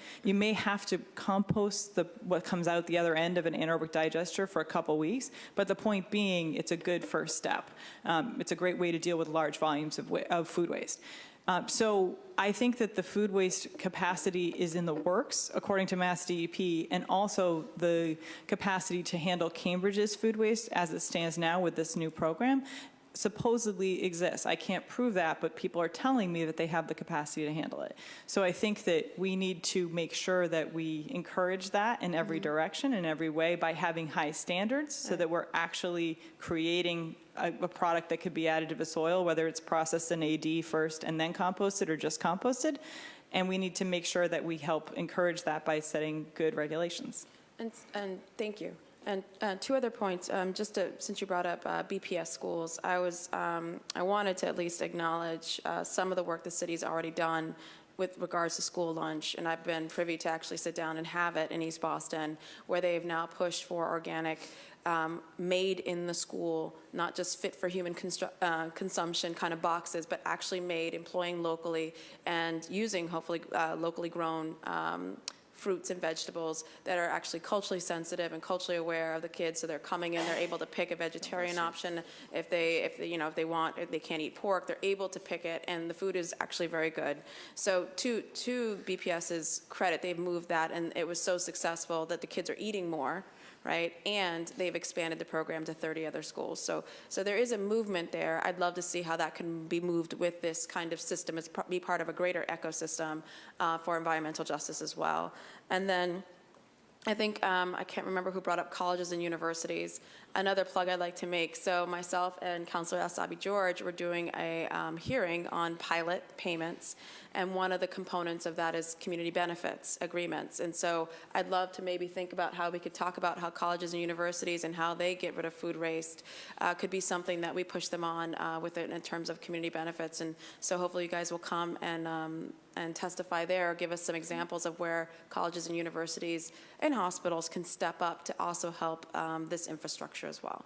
So thank you. Can I Thank you, add something? Councilor Can I quickly? Briefly, yep. San Francisco processes, my understanding is 600 tons a day of yard in food scraps.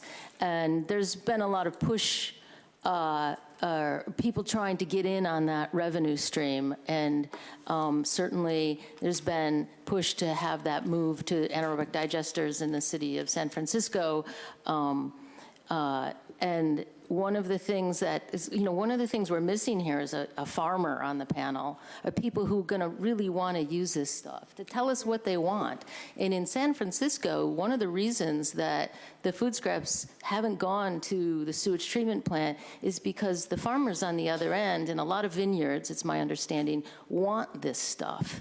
They're paying for it, and they want it to be as clean as possible. So, I encourage us all to try to keep filling in this circle and bring in the farmers and the people that are going to use the compost and, get a better understanding of what it is they're after. Thank you. Okay. Councilor Anissa Sabi-George. Thank you, Chair, and thank you all for being here. The, do any schools participate in composting now in the Boston area? Yes. Can you tell us a little bit about that process? We work with Shady Hill School in Cambridge. We also have a small contract with Northeastern University, which we'd like to expand. Because the company called Save That Stuff was early in the composting, they got a lot of those contracts. So as far as I know, they're still getting the contract with Harvard University Compost, BU. They separate organics.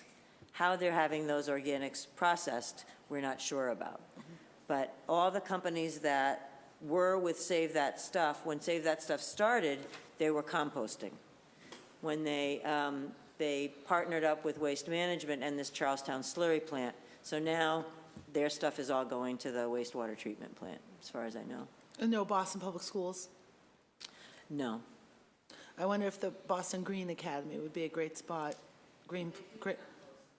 Boston Green Academy do they? does. Well, they have compost bins. I'm not sure who's picking them up. And I know BPS is out for bid now with the trash, and they put in about composting in there, that bid.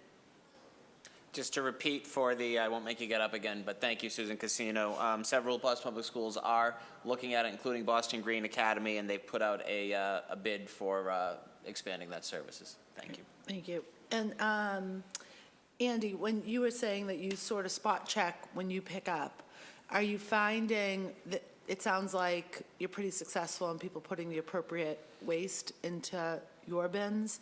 Are you finding that people aren't putting enough, that they're missing some of what they could be putting in because of uncertainty in what's appropriate? It's an interesting point. I mean, we not infrequently get calls from customers who say, don't bother coming this week, we don't have enough. But the idea is not to win at how much material you have. The idea is to divert what you have collected and to get it out of your house as soon as possible so you can start composting it. I don't know if that answers your question. I mean, what we see is primarily prep material. You know, it's just people cooking. It's just, you know, just food scraps. Odds and ends from them cooking dinner. No, I just wonder if people aren't putting everything that they could be. I mean, I think that people aren't, but to what degree, I'm curious if there's ever been, I've talked about having a waste audit, and we talk about improperly discarded needles. I wonder if there's ever a waste audit on within households that use composting to see if they're not fully taking advantage of the composting opportunity. That's it. How many households in this, I'm sure this was answered before I arrived, but how many households can participate right now in the composting program in Boston, or at least use yours? How many households We in have the city? 2,200 residential accounts. In Boston? Well, that includes all of Greater Boston. Yeah. Oh, okay, so just, Yeah, I wish I knew off the top of my head about Boston specifically. it would be interesting to know what the appetite, at least the initial appetite was in the city of Boston, so that we could roll this out a little bit more vigorously. Then, Kirsty, you had talked a little bit about having a large recycle bin, a large trash bin, or a large compost bin and a small trash bin. But we don't right now in the city of Boston require recycling. We give everybody a bin, and we hope that they participate, but there's no requirement. I don't know if you could talk a little bit about the process of requiring composting.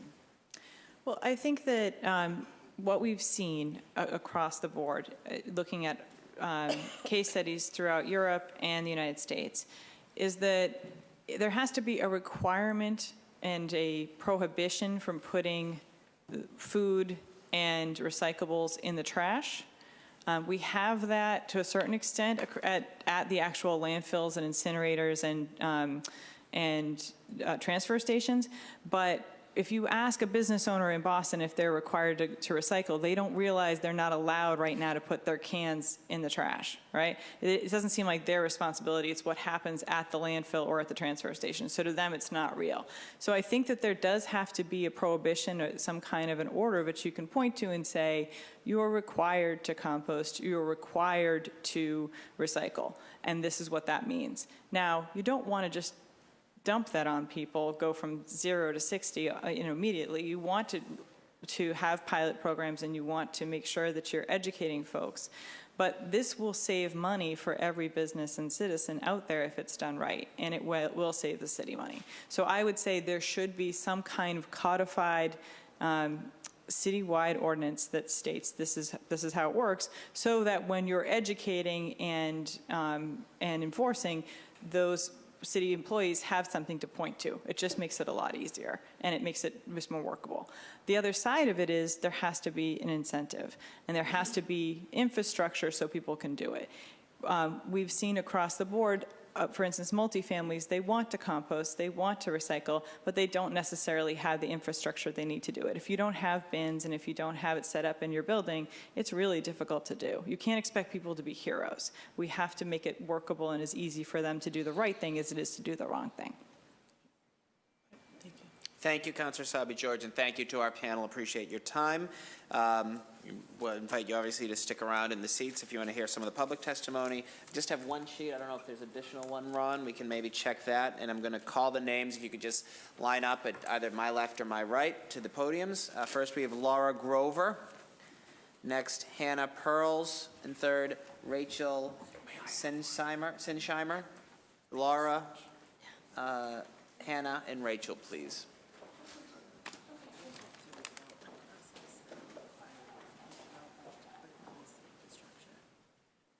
Has the infrastructure. Thank you. Good? Hi there. Hi. Thank you. Hi, thank you so much. I'm actually super excited to see how many people are at this hearing. I wasn't quite sure what to expect. It's my first time. I'm a city resident, homeowner in Bay Village neighborhood, and am not by any means an expert in composting or waste and things like that, but I'm here today to both express support as a city resident for a curbside program and also request that Bay Village be strongly considered for a first area if there's a pilot that's going to take place. We're a small enough neighborhood where measurement would be easy to figure out and kind of have something at scale, or figure out, what it might look like at scale. I think there's about 600 or 700 households, something like that. It wouldn't provide, or it wouldn't have a huge impact on the city as far as transportation and needing to have trucks go to many different locations. Again, it's a pretty manageable size. I also currently participate in the Oscar program, and something I hadn't planned on talking about today, but now I will because I just learned a ton from sitting in this hearing, is I had no idea that the material I am bringing to City Hall on a bi-weekly basis in a backpack to compost is not actually being composted in a way that can be used in a farm. So when the panelists talk about things like transparency and sewage sludge and things like that, I would love for the council to consider, even if that's maybe the lowest cost option, for those of us who want to compost and want to actually have it be useful for something good, to consider contracts or processes that are doing a much more organic process and having it be usable.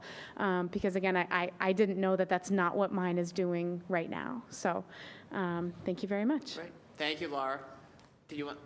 Oh, Chief, I'm sorry, just, no, you can stay if you want to listen, Laura, but we're just going to take Chief out of turn, just because I want to make sure I think there's a little misunderstanding there, so one Chief, please. very quick point of clarification on Project Oscar. So when we started, it actually had originally gone to Rocky Hill, and as of next week, it will no longer be going to a facility then to Lawrence. It's going to be going to a farm instead. We are switching contractors. That contract expires at the end of this fiscal year, which is June 30th. So again, as of next week, that will actually be going to a different location and convert to a soil now. So next week you can feel free to drink. Okay. Anyway, thank you. That's great, Chief. And before you go, because I know you guys have to sneak out, you have another event, but just wanted to really thank you. We're going to get to our next two public testimonies in a moment, but just, and that's, I think, proof positive that there's a little sort of, I think, I won't say, there's a little sort of, maybe not distrust is the right word, but concern going forward that if we don't do this, we do this right. This city is committed to doing it right, and, you know, there's the whole expression, you have to crawl before you can walk, before you can run. We're not even crawling right now, so these first steps, we will do it in concert and doing it right, but I'm so delighted to hear about efforts from this administration and the fact that they are listening and working, and that's great news. So you next time you bring your composting in your backpack downstairs, you'll know it'll go to a great farm. So thank you, Chief. Thank you, ladies and gentlemen. And our next public testimony is Hannah, and then Rachel. Hi, morning. Good morning. Very briefly, I'm raised in Massachusetts. I'm a Brighton resident. I'm also a student, and I have 3 roommates and my husband.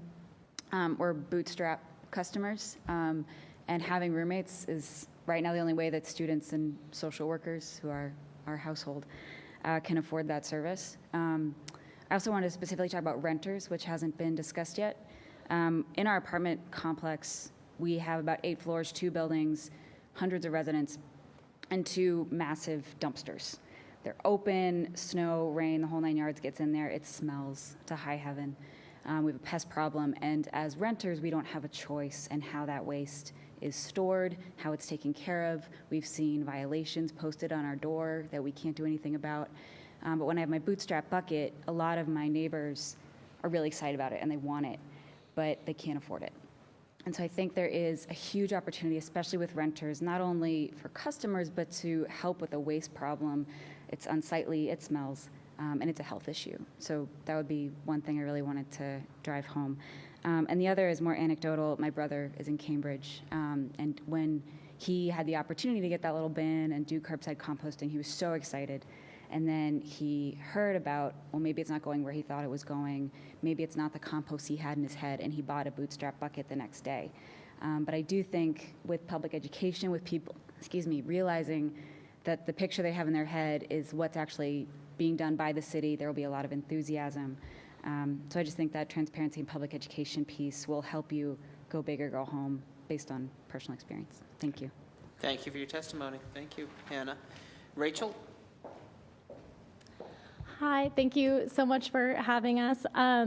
So I'm here today as I've lived in the South End in Roxbury for all 25 years of my life. I'm a proud Boston Latin School alum, go Wolfpack. And I'm here to say, like, we, as a millennial, we want to be composting. My friends and I'm pretty much all my friends are BLS or BLA alums. We all still live in Boston, which is another day, but we want to be doing this. A lot of us, when we left for undergrad, I went to George Washington University down in DC, and it's my 2 alma maters. I know. It seems to have gone well for you, so. It was so easy to compost there because the school just made it really easy. We, as part of Food Justice Alliance, we just took all of our compost to the composter, and then we used it in our urban garden.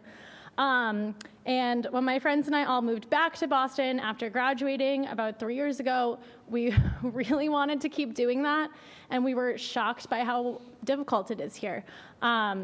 We would love to do bootstrap. Most of my friends and I are either in the nonprofit sector, in grad school, or teachers, and it's just not in our budget. We called all of the schools, and while, like, all of the colleges and universities, and while they have composting in their dining halls, there's no programs that I can find for students or, you know, at GW, if you lived in Foggy Bottom, you could just bring your compost to the school and we would appreciate that. Couldn't find that. I actually called up a bunch of restaurants in my neighborhood to see if I could compost with them. That wasn't an option. I have tried to get some of the farmers markets at SOA to take my compost. They won't do it. For a while, I was biking my friend's compost to Project Oscar and JP and here, or taking it on the Orange Line. And basically, not only was I getting weird looks on the Orange Line, once I found out about, I wasn't exactly sure how the compost was being handled. That just felt like not something that I wanted to be doing with my time anymore. I'm just here to say, we really want it, you know, the millennials, the BPS, the BLS alums of my age range, like we're really incentivized for this. I was just there over Thanksgiving for, I think there was like hundreds of people there talking about social justice, environmental justice issues. Like those are your people. Like get some BLS kids on it, get some BLA kids on it, because they want to talk about this. They want to be doing it right. Yeah, that's what I have to say. Thank you so much. Well, thank you very much. Well said, Rachel. You are a credit to both of our alma maters. That is all I have for people who indicated they want to testify. If anyone didn't indicate or didn't check off a box and would like to testify now, please just join us. And anyone else who'd like to follow this person, please just line up behind her. Thank you. Sorry, I thought I filled it out. But. No, that's quite all right. So my name's Bethany Patton. I'm here representing, I have two hats that I'm wearing. One is that I run the Sustainability Initiative at MIT Sloan, and we've been studying trash and compost for, well, I've been doing it formally and informally for over 8 years. It actually started with the food waste ban. So I've put on Tyvek suits, I've sorted trash, and I've run tons of pilots at MIT and at the Sloan School. And I'll say that to your point about behavior and education, it's absolutely essential. You know, the biggest issue that we've had is that people are trying to sort, but they get frustrated and they get to the closest bin and they just throw stuff in. And as a result, I think our compost program just doesn't work, and we don't compost at least on the front of the shop side. On the back of the shop side, we do. So in addition, we've been working with the city on their climate action plan, and we know that these kinds of initiatives help the city with their reduction in greenhouse gases, reduction in CO2, and then it's good for the economy. So we have spun out businesses because of this. We have a business that one of our students run that's called Spoiler Alert, which delivers food to, it takes food that is just about to go bad and delivers it to people in need. So it's really just in terms of, I don't need to tell you this, but it's just for the economy and for the city, it's a really good choice. My other hat, and probably what's more important here, is that I'm the president of the Bay Village Neighborhood Association.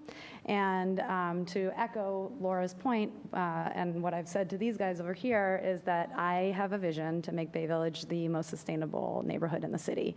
And I think we are small enough, 1,300 residents, where we can run a pilot that could really deliver you guys results that would help you scale for the rest of the city. We turn out to vote in the highest percentages. We're really engaged, and I can guarantee that the neighborhood would get behind it. So I think, you know, I'm totally in support of it and in support, and I think the neighborhood would be too. So thank you. Thank you very much for your testimony. Hi there, my name is Joy Gary. I am the farm manager at Revision Urban Farm in Dorchester, and also a Mattapan resident. And I'm really excited about the prospect of us possibly rolling out a composting program. The only caveat I would say is that whomever is managing the compost, that it would need to be tested on several levels in order for it to be safe enough to be used on different farms, and not just safe, but also it would have the quality that doesn't make it more problematic for farmers to actually use it. There are a number of free composting opportunities for local community gardens and local farms where they're introducing weed seeds to farms and community gardens and making it more difficult for individuals to grow. And so whatever process that we use, I would just encourage us to continue to have farmers and possibly soil scientists involved in the process, so that we're making sure that the products that we're producing are of high quality and really good for the community. And I also wanted to suggest looking at Vermont Compost in Vermont and the processes that they've been using to allocate resources to be able to create a really high quality product. They're probably one of the best organizations that are producing compost and potting soil for farmers in the New England area. And I would think it would be best for us to see and possibly model some of the procedures that they're employing. Thank you for your time. Thank you very much. Appreciate it. Thank you. Hi, Hi. Hi. Chesapeake First from City Soil and Greenhouse. We have the contract with the City of Boston to manage the yard waste composting facility. And to the previous speaker's point, I really appreciate the feedback about the weed seeds.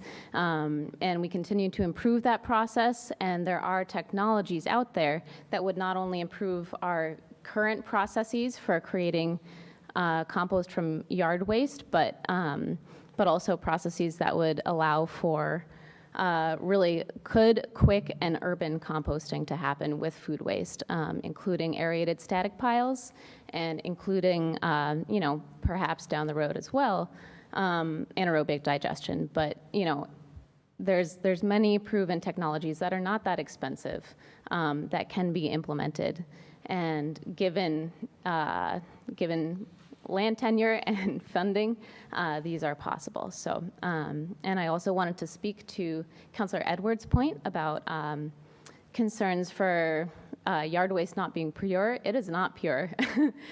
We struggle a lot with lead, and we test thoroughly to make sure that those contaminants do not get into the food stream that people are using in their gardens and community gardens. So, and kind of on the pesticide front as well, there are proven technologies that help heat the compost sufficiently to make sure that those contaminants break down, or the bulk of those contaminants. So, Great.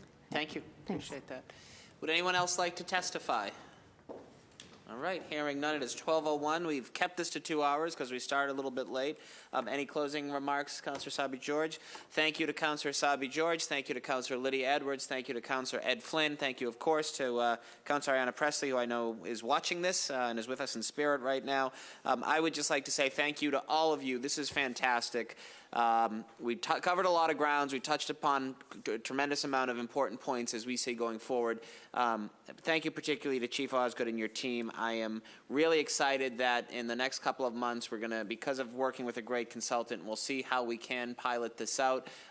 Great to hear the neighborhoods pushing for it. I obviously think District 6 would be a superb choice as well. But wherever we get started, this is an important and will be an effective step. To roll out some sort of a pilot program, looking at either by request certainly or by area. There's a number of things we can do. So I look forward to checking in with you all in a couple months and seeing how we can do this. Until then, this hearing is hereby adjourned. Thank you all, everybody, and have a great day. You can clap.